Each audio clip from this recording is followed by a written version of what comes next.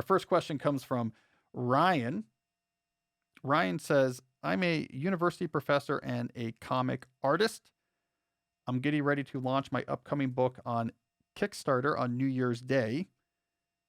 All right, so that's a little bit of a reveal that this question was submitted a little while ago because we were recording this in March and he's talking about New Year's Day.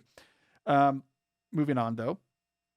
Ryan says, in an effort to get the word out, I'm planning a big online tour in which I'm talking with a different media outlet every day of my month-long campaign.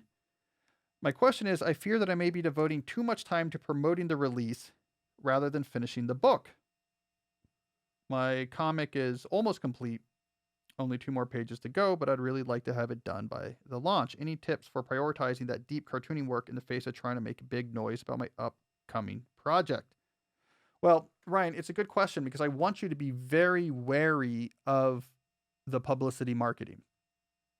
It is an easy trap, a seductive trap for those that are producing commercial creative products to allow your energy to be increasingly drawn towards strategies for getting the word out. Now, the reason why it's so seductive is because it presents a completely different type of challenge than actually producing creative output.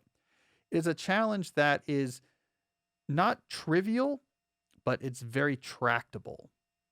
It's what I used to call checklist productivity, where you can go online and take an internet marketing course and follow some podcast of internet marketers and figure out a checklist. Do this, this, this, and this, and feel like you have some insider knowledge that the normal person won't do, but it's also consistently executable steps. Make these calls, do this with your website, set up a funnel this way. So it's very fulfilling. It takes effort and it feels like it's insider information, but you know for a fact you can get it done. Checklist productivity is incredibly seductive because there's never this moment of, I'm just stuck. I'm trying to produce something new. I don't know if it's good or not. I could fail. I could produce something and it's bad. I couldn't have an idea. Checklist productivity, you can always get through. Writers, cartoonists, artists get very seduced by this because, man, that's so much more appealing than actually producing writing or producing cartoons or producing art because it's tractable. Check, check, check. You check off the check boxes as you go. So I want you to be careful, Ryan, that you're not allowing your time to be increasingly consumed by these marketing publicity plans because it's fun, because it's better, it's easier, more fulfilling in the moment than actually trying to draw cartoons.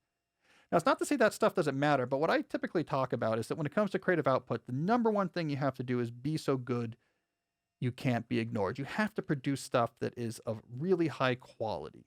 You got to do that. That's the core. Without that, with a few exceptions of internet influencer weirdness, you're never going to get somewhere that far. That's where your attention has to be. And then you want some sort of reasonable publicity marketing plan based on what you have available that helps try to spread the word. But if you don't have something to spread the word about, it doesn't matter. So you almost want to confine the marketing and publicity to like, here are reasonable tested things to do. Here's when I'm going to do this work. I put it in a box. I'll execute that. It's a 3-week period. But what I really care about is the production. So in your case, I would say you need some cartoonish equivalent of the John McPhee method. And by the John McPhee method, I'm referring to an essay I published on my blog and newsletter recently, where I talked about, on the occasion of John McPhee's birthday, his method of writing, which is 500 words a day. And that's not a lot of words for a particular day. But as he says, you keep doing that, and over time, you're going to produce quite a bit of work. And he has 29 books, a Pulitzer, 2 National Book Awards nominations. So you need whatever your equivalent is as a cartoonist, is what I'd recommend, of 500 words a day. And the reason why I'm going for that tractable amount of words is because you're a university professor. This is not the only thing you're doing. And I would do it first thing in the morning. And I don't know what that's going to take for cartooning. Is it a panel a day, 3 panels a day? I don't know the pacing, but basically like 60 to 90 minutes of work. And I would just make that an unviolatable core of your day. You just do that every single day.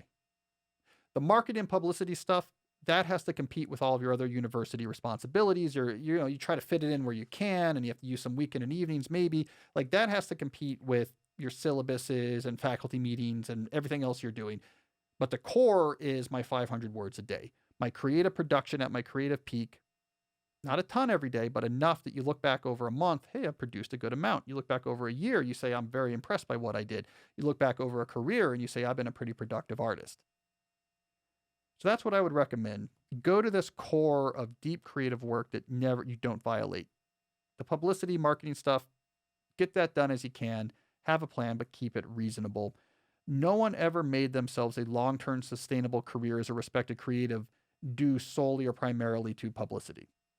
It's always come down to producing stuff that people can't ignore.